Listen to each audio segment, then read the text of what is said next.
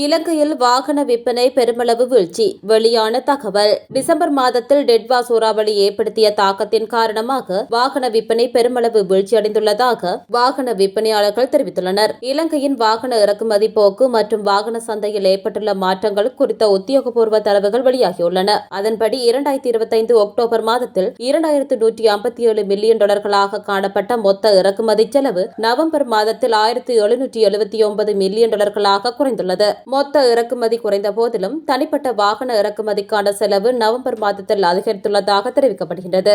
அக்டோபரில் 205.6 மில்லியன் டாலர்களாக இருந்த வாகன இறக்குமதி செலவு நவம்பர் மாதத்தில் 227.6 மில்லியன் டாலர்களாக உயர்ந்துள்ளது. 2025 நவம்பர் மாதம் வரையான காலப்பகுதியில் இலங்கை மொத்தம் 1365.8 மில்லியன் டாலர் பெறுமதியான தனிப்பட்ட வாகனங்களை இறக்குமதி செய்துள்ளது. இந்த நிலையில் வாகன கொள்வனவுக்கான கடன் வசதிகளை கட்டுப்படுத்தும் நோக்கில் மத்திய வங்கி கடன் பெறுமதி விகிதங்களை கட்டுப்படுத்தியுள்ளதாகவும் தெரிவிக்கப்பட்டுள்ளமை குறிப்பிடத்தக்கது.